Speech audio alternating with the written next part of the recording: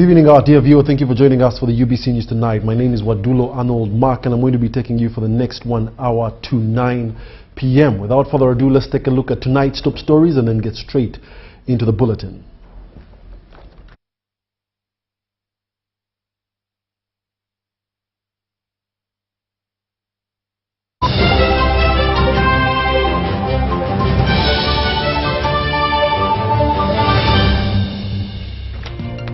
In our UBC News tonight, IGG rolls out anti-corruption caravan across 7 Elgon districts. Lamour restocking program under scrutiny as monitoring tightens ahead of new funding. Motorcare launches JMC 6th generation vehicles, boosting Uganda's mobility solutions. And in sports, Bombers intensify Commonwealth Games build-up as NCS checks team readiness.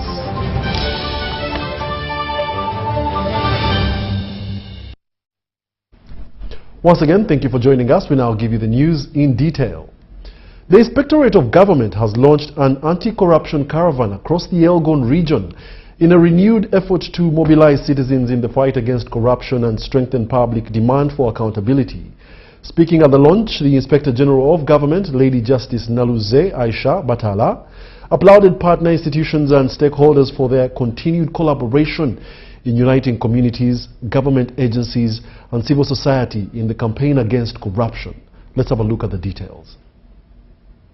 The Inspector General of Government, IGG, has described corruption as one of the greatest threats to Uganda's social and economic transformation, warning that every shilling lost to corruption slows national development. Speaking ahead of the anti-corruption caravan in the Elgon sub-region, the IGG emphasized that fighting corruption is not only a moral obligation, but also a shared responsibility that requires citizens to actively demand transparency and accountability from public officials. The anti-corruption caravan will provide a platform for direct engagement with communities through public dialogues, awareness campaigns, media engagements, and joint monitoring activities. These experiences and insights are essential in shaping responsive governance and improving service delivery within the region.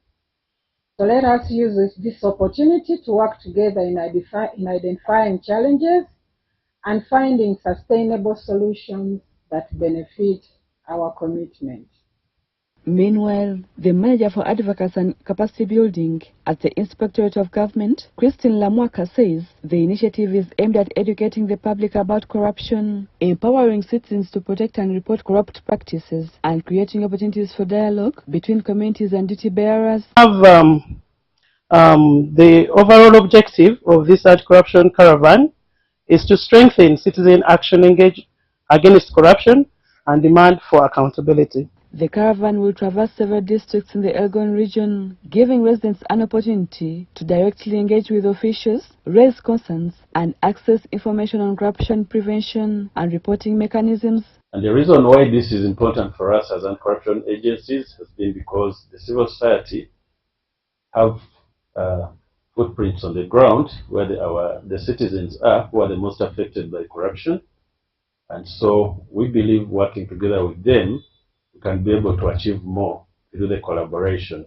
Officials say the anti-corruption caravan will play a key role in promoting transparency, accountability, and citizen participation as Uganda pursues sustainable development goals. We need to note that the fight against corruption cannot be won by government institutions alone.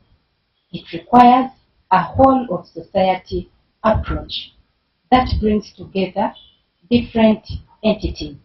For the citizens to play a part in ensuring proper governance and accountability of this country. Rebecca Nantongo, Mike Bakabulindi for UBC News. Now, for years, thousands of learners in government-aided schools have endured overcrowded classrooms, shared desks, and in some cases studied while seated on classroom floors due to a severe shortage of furniture and learning materials. But today, that narrative began to change in a move aimed at improving learning environments and boosting academic performance. Leaders of Masaja Division in Makindye, Sabagabo Municipality, Wakiso District, led by the Mayor and Assistant Town Clerk, distributed desks and textbooks to several schools. Charity Imunat reports.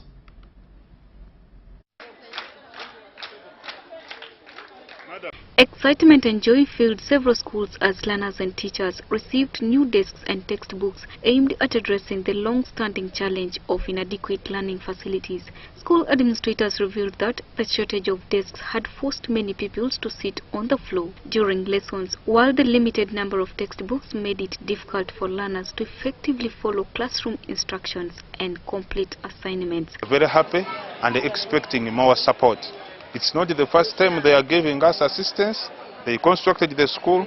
Now we are asking for more, like the teachers' houses. Many of our parents are peasants. Some of them have no assistance at all. So when we receive such things, we are very happy to see that our children will study well. Speaking during the distribution exercise, the assistant town clerk said the intervention is intended to improve the quality of education by providing a conducive learning environment and ensuring that learners have access to the instructional materials they need to succeed academically. We select the most needed schools, the one with overpopulation, those schools who don't have the desks. We use the education departments to do the needy assessment. This financial year, they carried out the assessment on all schools, but they came up with 4 schools. Teachers welcomed the support, noting that the desk will help decongest classrooms and improve learners' comfort. They added that the textbooks are expected to promote a reading culture and enhance academic performance. The mayor of Masaja Division called for continued investment in school infrastructure and learning materials to ensure that every child, regardless of their background, has access to quality education. Not only at this regime, but people are still vulnerable, so they still need government services. The distribution of desks and textbooks is expected to benefit hundreds of learners and marks a significant step towards improving teaching and learning conditions in schools across the municipality. Meanwhile, the Masaja Division leadership has intensified efforts to expand its administrative offices in a bid to improve service delivery to residents. The multi-billion shilling project is being implemented in phases, with the first phase expected to cost approximately 1.7 billion shillings. The first phase of the project is to be completed within 5 months. According to the division leadership, the construction project demonstrates their commitment to bringing services closer to the people and enhancing the efficiency of local government operations. Charity Marion Imnat and Stephen Kalisha reporting for UBC News. And in more UBC News tonight, leaders, communities and road users along the 145-kilometer Busunju-Kiboga Hoima Road have hailed the ongoing construction works, saying that the project is set to transform livelihoods and spur socio-economic development once completed. The road, which links the rest of the country to the Albertine region, is being constructed by Abu Bakr Technical Service at a cost of 309 billion shillings. We have a detailed report.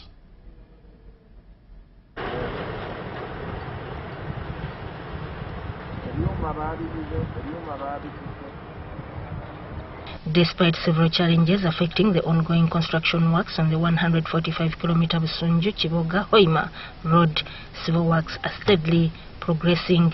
According to the site engineer from Abu Bakr Technical Service, Engineer Joseph Kabagambe, key construction materials including bitumen were previously sourced from countries affected by conflict, which caused some delays. However, he noted that these challenges have since been resolved and the project is expected to be completed next year. With Kiboga Busunju section, we are almost completion. Then we start another lot, which is Kiboga Hoima, which is lot 2. We are likely to start it next month. Engineer Kabagambi reports that over 45% of the road works have so far been completed. He also urged communities and road users to cooperate with contractors, respect road signs, and remain alert to changing traffic priorities within the construction zones. Road signs, I can assure you, our road is well protected. At least every 2 kilometers will find a warning.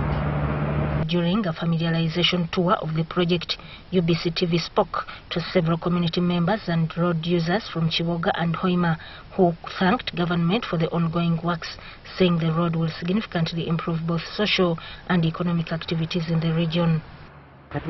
Ebintu bitambula bulungi ng'olina oluguudo weeruli naye nga tolina luguudo tolina by'osobola. Bazanyo gavumenti kuba tukoledde ekkubo lino akafuku kabadde katuyisa bubi nnyo. Tukolera oluguudo ne tuwona entuufu ugamba tutalina kye tubanza. Meanwhile, Chiboga District President District Commissioner Sempala Chigozi congratulated the contractors for the progress made on this vital road linking Kampala to the Albertine region. He also praised government for entrusting local contractors with major infrastructure projects. You tried to speed up the construction. Unlike other contractors, the works material, I can see the road itself is good. This one is good. I can commend you, I can recommend that. I commend you for that. RDC Chigozi, however, cautioned communities and road users against engaging in activities that could disrupt the project. He urged them to remain calm and patient as construction works continue.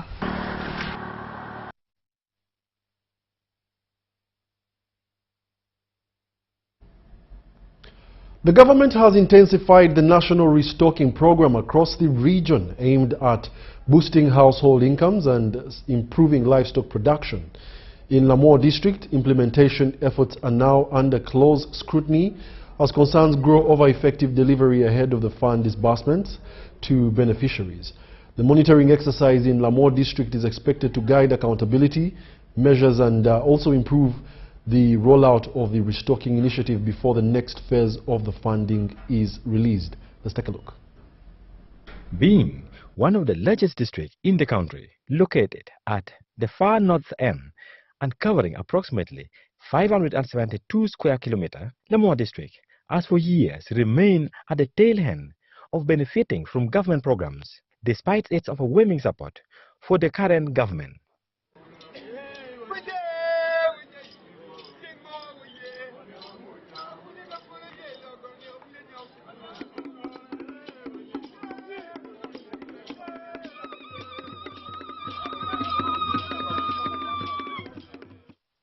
To ensure effective on the ongoing government restocking programs aimed at kicking poverty out of the country, Honorable Johnson Kezikia Nyero, the Member of Parliament for Lamour County, has returned to his home district to monitor the implementation of the presidential directives.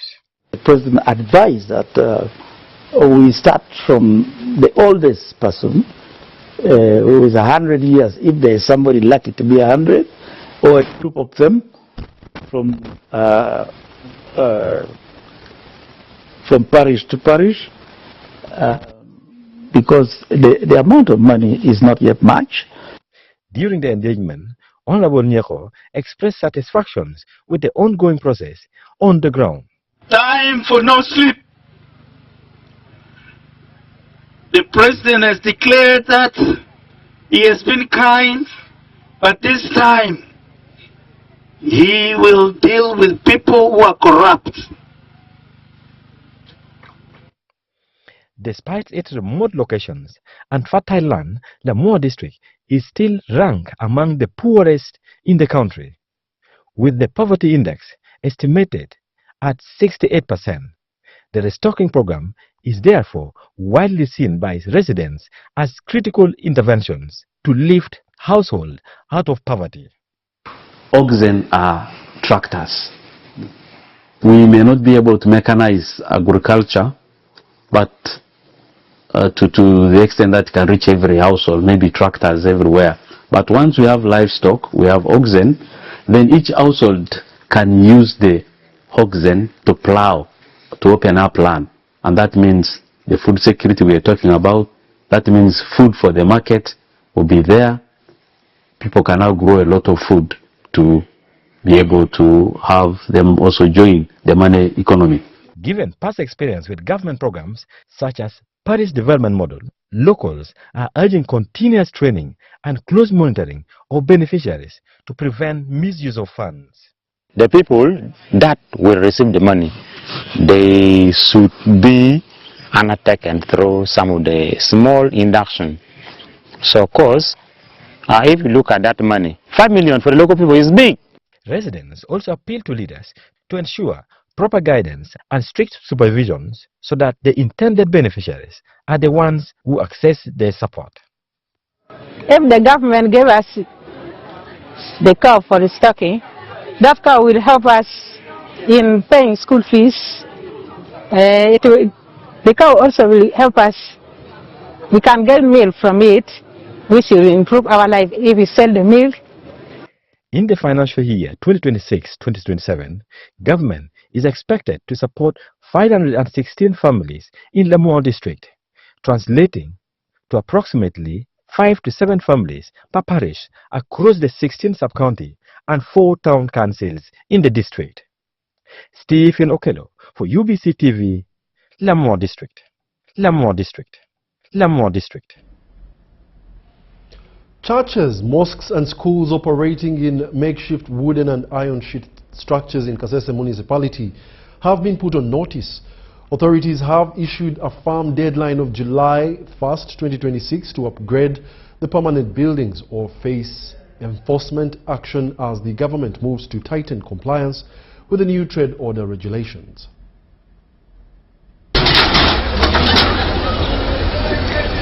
Makeshift places of worship in Kasese district have been demolished as authorities enforce new trade order regulations requiring all churches and educational institutions to upgrade to permanent structures. According to the Deputy Town Clerk of Kasese Municipality, Kairi Zedekia Kambasu, the deadline of compliance takes effect on July 1st, after which enforcement will be fully implemented for those who fail to meet the requirements. The move has significantly affected several religious institutions, including the Worldwide Anglican Church, Kasese Diocese, among the most impacted by the demolitions. The Bishop of the Diocese, Right Reverend Christopher Bwambali, appealed for more time to allow a safe and sustainable transition to permanent church structures. Meanwhile, Reverend Sebeya Peter, the diocese's overseer of development, revealed plans to construct more permanent churches within the next year as part of long-term compliance efforts. In a related development, more than 12 religious leaders, including priests, deacons, reverends, and evangelists, have been ordained to serve the growing congregation. The ordination marks a boost to ministry work amid ongoing structural challenges. Andrew Musinguzi, Compared Report for EBC. Public servants approaching retirement have been urged to document their life experiences through books, memoirs and journals to inspire younger generations and also preserve value that is coming through knowledge for posterity. The Managing Director of Uganda Broadcasting Corporation, Winston Agaba, says that retirees are walking encyclopedias whose wealth of experience and institutional memory should not be lost, but instead shared for continued benefit of the nation. Agaba made these remarks while addressing UBC employees due for retirement during an induction meeting organized to prepare them for the life after active service. Let's have a look. Under Uganda's public service regulations, civil servants are required to retire upon attaining the age of 60. Those who have served continuously for at least 10 years become eligible for pension and other retirement benefits. In line with these legislations, Uganda Broadcasting Corporation, UBC, is preparing to retire a number of employees who have reached the mandatory retirement age. Following this, an induction training session was organized to equip them with skills and knowledge for a successful retirement. So we've had the training, one, to prepare their minds and get them ready to change for the change that is coming their way, and also to set their attitude, to know that this is not the end of it all. Retirees were encouraged to view retirement as a new phase of growth and re-energization rather than a period of inactivity. Retirement of us, the public servants, is just like how you retire or put new tires on your car that you have used and it has served you for a long time for a good purpose. So you do not throw it away, but you retire it to serve a different purpose. They were advised to set new goals while paying close attention to their mental, spiritual and financial well-being. About how they can develop their routines. For example, just a simple way of taking water. Most of them didn't see it as very important, and how it can enhance their mental, physical well-being. While officially opening the training, UBC Managing Director Winston Agaba assured retirees that the corporation would quicken the processing of their pension and NSSF benefits. We are going to prioritize making sure that those that have clocked 60 will be able to access their NSSF savings, both the principal and the interest. So that is a promise that board and management has made, and will make sure that in the next coming months they will be able to access that. He also encouraged them to preserve their legacy by documenting their life journeys and professional experiences through writing. We are moving encyclopedias. We need to share with the young generation what we have gone through and how we have managed to succeed, and where we have failed and where we see the future. Participants were further sensitized on the importance of financial discipline through saving, investing and proper retirement planning. Because retirement goes beyond money. It goes up to the level of being accepted physically, morally, spiritually, and so on. So this preparation needs a wholesome planning, because the income may be fixed, but the expenditure will continue to be there. But you can avoid some expenditure. The need to invest this small money we earn in something that can generate for you money. For example, land is one clear area where you could do an investment. Retirees were also guided on the importance of writing a will early enough and the procedures involved in preparing one to safeguard their families and assets. Rebecca Natongo, Dan Lugemwa for UBC News. And in more UBC News tonight, 3 young Ugandan Muslims are heading to Morocco for the international finals of the Hadith competition after emerging top performers in the national contest held in Kampala. This competition was organized by the Uganda chapter of the Mohammed VI Foundation of Africa, OLEMA, brought together participants from the various Islamic institutions in Uganda to test their knowledge of the sayings and teachings of Prophet Muhammad, peace be upon him. The third edition of the Hadith competition has been held at the Gaddafi National Mosque in Kampala, bringing together young Muslims to showcase their knowledge of the Hadith, the recorded sayings, actions and teachings of Prophet Muhammad, peace be upon him. Participants competed in 3 categories, tested on memorization, understanding and interpretation of Islamic teachings. الحديث الحسن هو الحديث الذي ارتقى عن درجة الضعيف ولم يبلغ درجة الصحة. رسول الله صلى الله عليه وسلم إذا استجد ثوبا سماه باسمه. لم يكن رسول الله صلى الله عليه وسلم فاحشا ولا متفحشا. الذي بعده روى الإمامان البخاري ومسلم في صحيحيهما. At the end of the contest, Abdulaziz Lugorobi of Ibn Jaza, Yusuf Musa of Emirates Nasaran Primary School and Abdurrahim Kasinje of Ibn Hamis emerged winners in their respective categories. The 3 champions will now represent Uganda at the international finals scheduled for later this year in Morocco. Dr. Ibrahim Sali, president of the Uganda chapter of the Muhammad VI Foundation of African Ulama, commended King Muhammad VI of Morocco for promoting Islamic education and scholarship across Africa through initiatives such as Hadith and Quran competitions. In Uganda, we are the first organization to hold the Hadith competitions as Muhammad VI Foundation. Surprisingly, since the performance, people have performed exceptionally well. Likewise, that's what happened last year. To thank the participants for their participation and the high level of competitiveness that we have witnessed. He also thanked President Yoweri Museveni and the government of Uganda for upholding religious freedom, which allows faith communities to worship and operate peacefully. We are very optimistic and very hopeful that we shall come back with a trophy. I want to thank our mother body, that is Muhammad VI Foundation in Morocco, to thank the government of Uganda, which has given us, or which gives us this kind of freedom and conducive environment. Representing the Mufti of Uganda and serving as Chief Judge, His Excellency Dr. Sheikh Muhammad Haruna of Kenya urged young Muslims to respect elders and Islamic scholars, stressing their vital role in guiding society on matters of faith. I would like to thank the coordinator of Muhammad Sadis, Dr. Ibrahim Sali, for his efforts. Dr. Bukenya also encouraged participants who did not win to remain determined, noting that participation itself is a valuable achievement and an opportunity to deepen Islamic knowledge. Naye ebintu ebitambuza obusiraamu ebisookera ddala al-kitaabu wa sunna, Qur'ani ne hadithi za Nabi sallallahu alaihi wasallam. We thank our structures from the imams, schools, students, teachers for their effort. The Hadith competition was introduced by the Muhammad VI Foundation of African Ulama, an initiative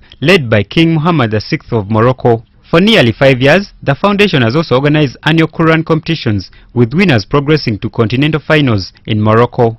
Jamil Sekaja compiled the story.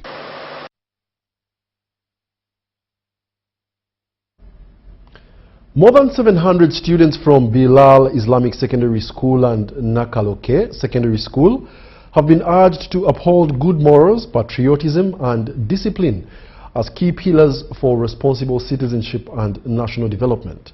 Speaking during a patriotism pass-out ceremony, Mbale City Resident Commissioner George William Wapua cautioned school administrators against imposing excessive school fees and other charges that could strain parents. Our reporter Yiga Muhammad has the details.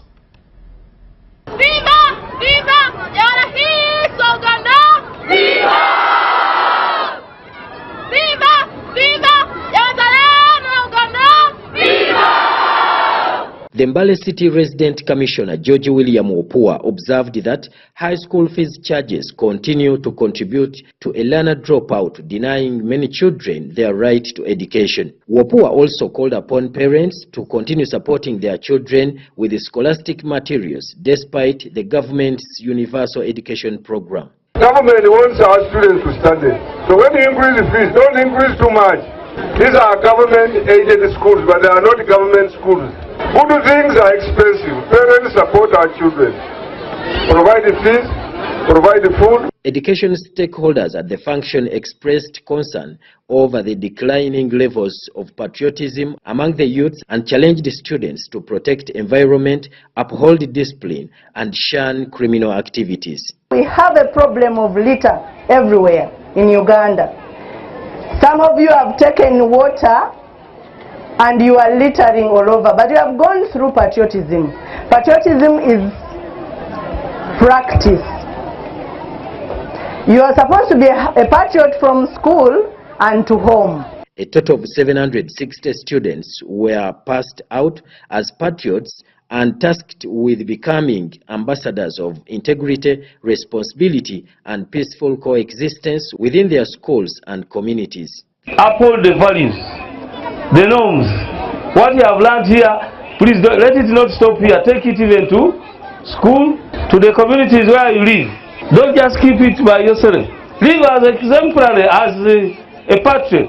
The Mbale City Patriotism Coordinator, Titus Magomu, urged learners to safeguard their health, maintain discipline, and make responsible life choices to achieve their dreams. Our dear patriots who are being passed out today, you have had so many instructors, so many facilitators coming to your classes. Whatever they have told you, please take it. We want healthy citizens. Don't waste your life. Don't indulge in drugs. Don't indulge in other sex. Patriotism is a presidential initiative aimed at instilling love for the country, discipline, and active citizenship among the young generation. Yiga Muhammad, UBC, in Mbale City. Across Uganda, schools and households continue to grapple with food insecurity, inefficient record management systems, and post-harvest losses. While these challenges have persisted for years, a new generation of innovators is emerging with practical digital solutions that could help ease this burden.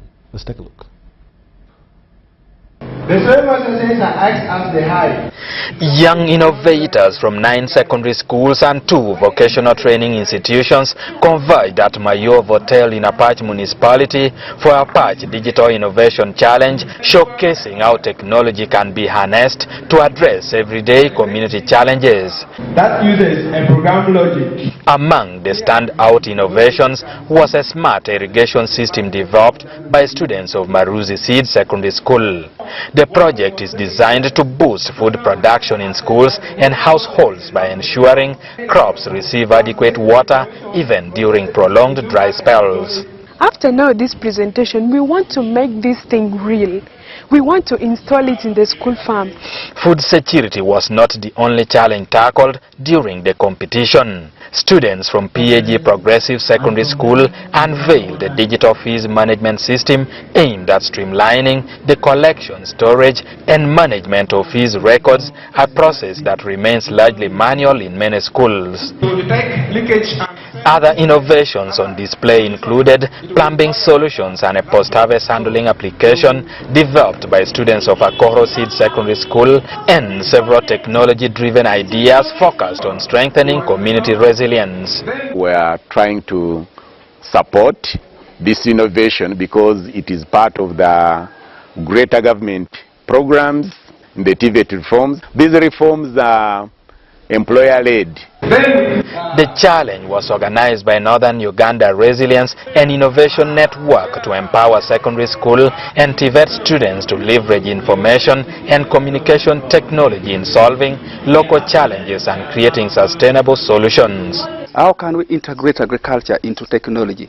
How can we integrate health into technology? How can we integrate craft work? I almost have one job in any district you can mention. But if there is already a district planner, then I will have to wait for that person to die or retire. But if I was a plumber, I have a job in every house you can think about. If I am an electrician, I have a job in every house. People with degrees cannot place a bulb. These young innovators are demonstrating that technology and creativity can play a vital role in building more resilient and sustainable communities.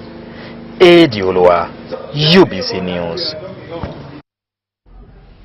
The Muslim community has scored a major milestone in addressing the growing burial space crisis after securing 2 large cemetery sites to serve both present and future generations. The Salam Museum Cemetery Initiative Limited, soon to become the Salam Muslim Central Trust, says that the landmark acquisition was made through a successful community-driven fundraising effort, securing 2 strategic burial grounds for long-term use. Sudat Kaye reports. Imam Ahmed Kasozi confirmed that a 20-acre piece of land in Wobulenzi, about 57 kilometers from Kampala, has been fully paid for at a cost of 460 million shillings and officially transferred to the community. This amount has been paid, the land transfer process has been implemented, and we can safely say that the land is totally in the hands of the Salam Muslim Cemetery. What was remaining is burying. As he stated, we could not start burying without organizing it to be a modern place. The committee has also secured a second site measuring 43.7 acres in Sanga along the Matuga-Kapeka Road in Nansana Municipality. The land is valued at 2.324 billion shillings, with 2 billion already paid, leaving a balance of 324 million shillings due within 6 months. I would like to say that despite the fact that we still have a balance outstanding, the vendor allowed us to use the land. He allowed us to use the land. As he has said, he is a well-known person, actually a diplomat. Since the initiative was launched on December 12, 2023, the initiative has raised more than 2.44 billion shillings through donations, mosque collections, pledges and media partnerships. That there has been public concern regarding the time taken to secure and operationalize the cemetery land. We wish to clarify that the delay has not been due to inactivity, nor to negligence. But we want to say several land options were visited and assessed, but many did not meet the required standards. Some had poor terrain, swampy conditions, excessive distance from Kampala, unclear documentation, land disputes or encumbrances, poor road access, and unsuitable acreage or high asking prices. However, leaders say an additional 600 million shillings is still urgently needed to clear outstanding payments, open access roads, fence the land, establish prayer facilities, and complete documentation before the cemeteries become operational. Upon completion of the pending transaction processes, the committee intends to commence site preparation. This will include opening boundaries, clearing access areas, preparing access and parking space, developing a land use plan, and putting in place the necessary arrangement for digital and organized burial services. The initiative marks a major milestone in community-led efforts to secure a dignified and sustainable burial space for generations to come. For UBC News, I am Sudat Kaye.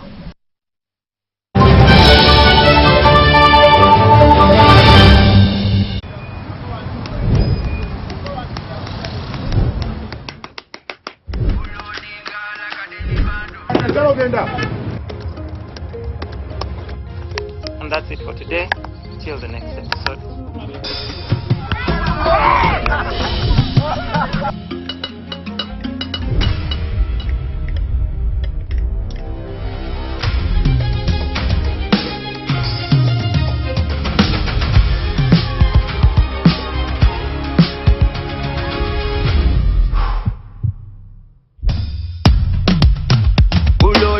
Like a daily bando, like a daily bando, like a daily bando. Omuliro nguwulira muli mumutima kukankana like drums. Kalakata, kalakata, enendungu ya kusabula. Mikono tu, free of fire, free of fire, free of fire.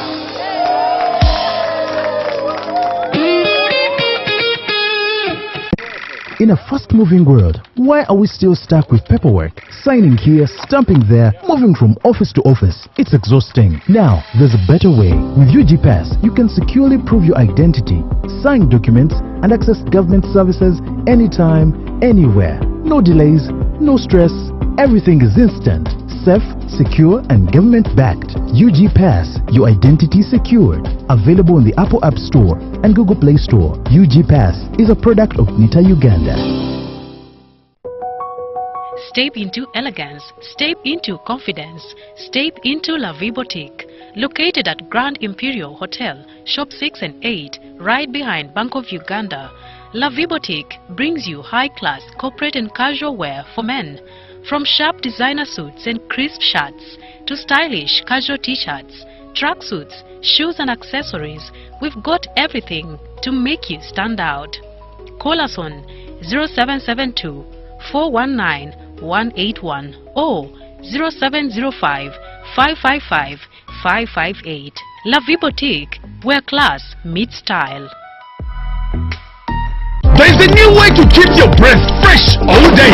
Introducing Movit All Day Toothpaste, meant to give you powerful night gum defense and teeth whitening. The charcoal flavor gives you deep cleansing and power stain removal. And the herbal delivers natural strength for healthy, confident smiles. Choose Movit All Day Toothpaste and enjoy freshness all day.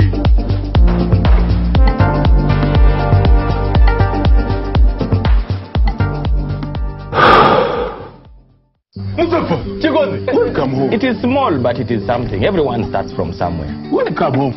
The problem is the foundation. You know the kind of cement I'm using in this foundation? I guarantee you even my grandchildren will come and find this house. Muzaffaru, the day I decide to build, in fact, I will import the foundation into the country. By the way, your security lights, they are very small. Me, when I build my house, I will put a motion sensor. As you can see, the living room, I managed to bring in some tiles. And I told you, when I build my house, I get tiles from Italy raw, bring them here, original. This nonsense of having one TV. Me! Some people talk about building houses. Others build them. Do you have land? I am working on it. You buy your buy today and get the job done. Strong, reliable, available at hardware shops countrywide. Yes. It hasn't been easy at all. No. But with your buy, chiba chibwa. So you buy, your buy. Oh,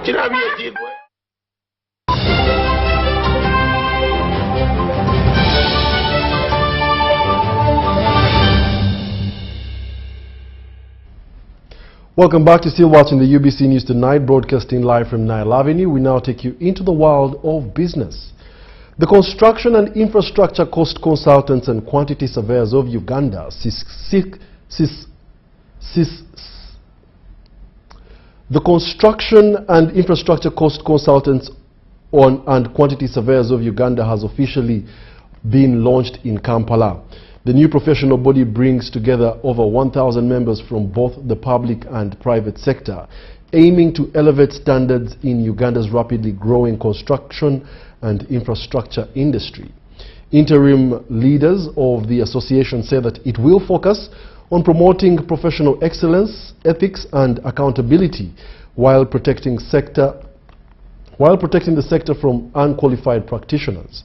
The association will roll out continuous professional development programs, provide guidance on cost planning and contract administration, and offer advisory services for major national infrastructure projects.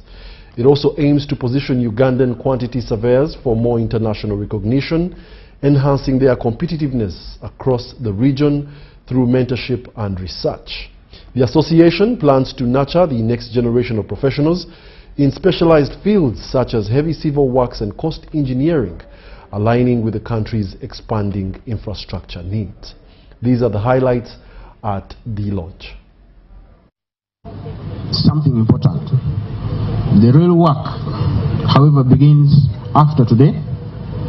You must now translate vision into action, documents into programs, committees into results, and professional ambition into measurable contribution to Uganda's development. As the Ministry of Works and Transport, we welcome constructive engagement with the QSU. We look forward to a practical collaboration in areas that promote standards, accountability, capacity development, cost discipline, and value for money in the construction sector. This institution, the CICCQSU, has been formed because it is time now. Previously, quantity surveyors were part of a much bigger umbrella body that included other surveyors, and I guess at the time that it was formed, the numbers for all the surveyors were few, so it was good to have all of them under one body. But now, since then, quantity surveying has grown in terms of numbers. The universities release students every year, so now we do have numbers and a good human resource capacity, and therefore it is time now to have our own institution that has quantity surveying at heart, and specifically for taking the quantity surveying profession forward. There are very many reasons why the prices could get out of plan. First of all, it may be an estimation. You may find that this project was to start with underpriced. So you may think it is becoming expensive, and yet it was underpriced. Then secondly, we have inflation issues.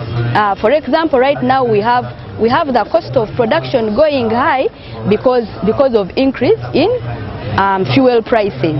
So it may come about because of very many issues. The head of motor vehicle standards at the Ministry of Works and Transport, Engineer Agaba Edwin, has hailed the grand entry of the 6th generation GMC vehicles into Uganda as game changers that will efficiently diversify Uganda's transportation sector. The unveiling into Uganda is a result of a partnership between Motorcare Uganda and JMC. At the grand unveiling of the 6th generation JMC vehicles in Uganda, senior officials from the Ministry of Works and Transport joined industry players to mark what they described as a key step in diversifying the country's mobility options. Among those present was Engineer Agaba Edwin, Senior Motor Vehicle Standards Inspector at the Ministry of Works and Transport, alongside officials from JMC and representatives from Motorcare Uganda. The event showcased the latest generation of modern vehicles, highlighting their design and fuel efficiency as part of efforts to expand Uganda's transportation choices for both government and private users. Through Motorcare, JMC customers in Uganda will not only receive a vehicle, they will receive a full mobility solution backed by a company that understands the local market, understands fleet requirements, and understands the importance of keeping the vehicles on the road. Therefore, the partnership between JMC, Care Group and Motorcare is at a very strategic level for us. JMC brings manufacturing capabilities, product development, and competitive vehicle range. I represent Care Group, we bring the international experience from the automotive industry. And Motorcare brings the local knowledge, customer relations, and service infrastructure.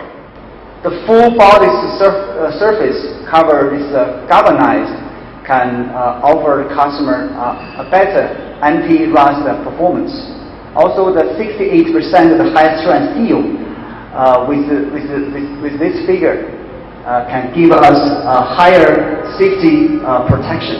Fuel consumption can lower to 7.0 liter per 100 kilometers, which is really can help our customers to save a lot of costs on the fuels. Organizers and stakeholders described the entry of these Chinese global automotive brands into the Ugandan market as a major step towards improving mobility solutions, while also creating employment opportunities for young Ugandans. Engineer Agaba Edwin from the Ministry of Works and Transport welcomed the investment and encouraged the proprietors to consider establishing local assembly plants in the near future. He noted that Uganda's central location positions it strategically to serve wider East African markets.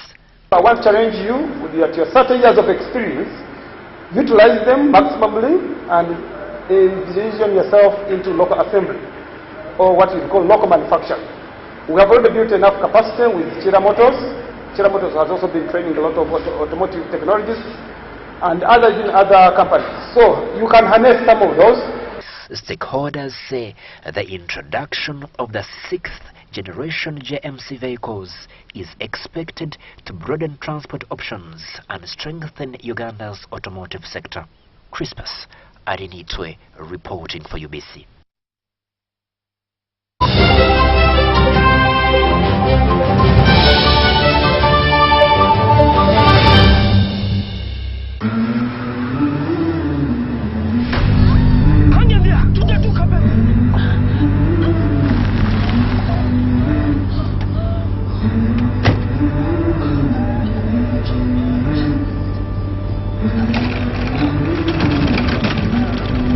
Every life begins in a moment like this. Certain, planned, full of promise. For us, it's a bold ambition to make lives better. Because somewhere, someone is stepping into a world of work for the first time with the confidence that their retirement is taken care of. We make dreams possible. From owning homes to scaling businesses. And when health takes an unexpected turn, help is there when it's needed most. And because legacies matter, what people build does not end with them. It's passed on. We value moments with go-getters, bold dreamers and believers. Different paths, different rhythms, with one shared belief that financial freedom is within reach. For 40 years, we've made lives better and fueled Uganda's economy. Through careful investments, we have supported businesses, created jobs, and backed our nation. To us, it's more than saving. It's believing in effort, in patience, in possibility. It's making lives better. We believe in you, in us, and in Uganda.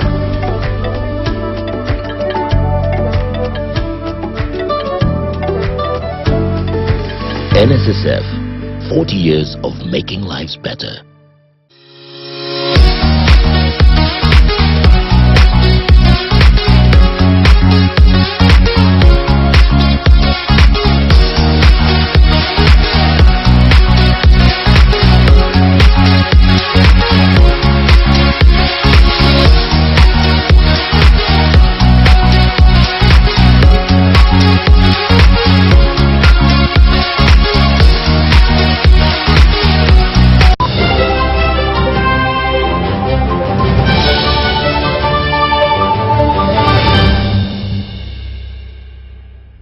Welcome back, and now in the world of sports, the national boxing team, the Bombers, has intensified preparations for the upcoming Commonwealth Games scheduled for next month. We have a detailed report. Uganda Boxing Federation President Moses Muhanji, accompanied by National Council of Sports officials led by the Assistant General Secretary Milton Chebet, paid a courtesy visit to the team at Hams Nachivo Stadium.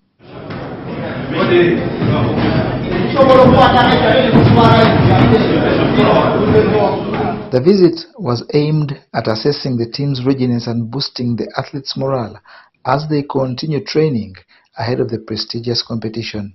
Training is going on smoothly.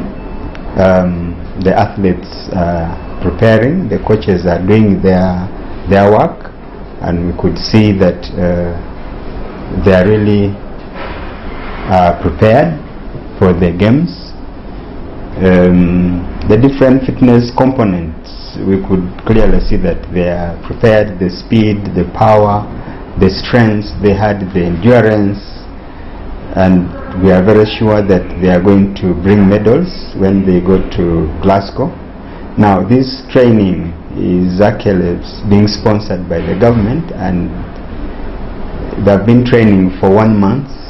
And in that 1 month, they are giving them allowance, transport, feeding, and want to appreciate the Ham Stadium for offering their gym. The 6-member squad will be coached by Twaibu Mayanja, while experienced boxer and welterweight Baten Nuhu will captain the team. Bagenda kocha Uganda emidali betegese bulungi bafunye obudde obumala emibiri gyawe giri fit midali ku midali kino ekisanja kipya ate kasatu banga obuyinza buli wamu ate nga tukolera wamu kubagale bamu gegaluma ennyama. Other team members include flyweight Angel Katushabe, welterweight Emily Nakalema, heavyweight Aziza Ringo, light heavyweight Alfred Ojok, and lightweight Kemis Ibrahim. I've watched them do sparring, and I've seen some technical areas where we can improve. Their speed is still a bit slow. Some still have issues with defense, head movement, and many other things, of which I've shared with the coaches, and I'm sure they will improve on them.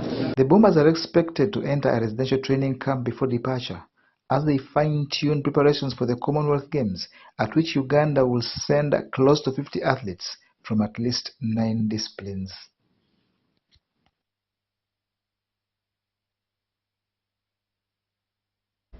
And then more in sports, the 2026 Masaza Cup tournament returns this weekend with action set to unfold across all 3 groups as teams begin their quest for glory.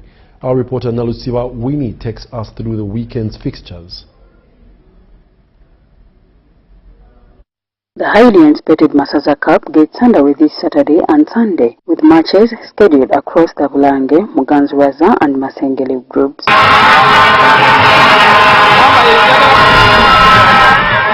In Bulange Group, Busuju will host Buvuma at Kakendu Playground on Sunday, 21st June 2026, with kick-off set of 4 p.m. On Sunday, 21st June 2026, Budu will welcome Bololi at Chitovu Sports Arena, also starting at 4 p.m. In Muganzuraza Group, Singo will host Kavula at Mitiana Saza Grounds on Sunday, 21st June 2026 at 4 p.m. And Bugerere will take on Kochi at Intenjeru Saza Grounds with kick-off scheduled for 4 p.m. Meanwhile, Butambala is to welcome Maogola at Chibibi Secondary School grounds on Saturday, 20th June 2026, beginning at 3 p.m. We now turn our attention to the Masengele Group, where Sese will host Lemezi at Lutobo Capre Ground on Saturday, 20th June 2026 at 3 p.m. Maokota will face off Chagwe at Bowama Saza Grounds on Sunday, 21st June 2026, with kick-offs set for 4 p.m. Busiro will battle Gomba at Trinity College Nabingo on Sunday, 21st June 2026 at 4 p.m. This year's tournament is being played under the theme Men for Good Health, Save the Girl Child and End HIV/AIDS by 2030. Now Svawini reporting for UBC TV.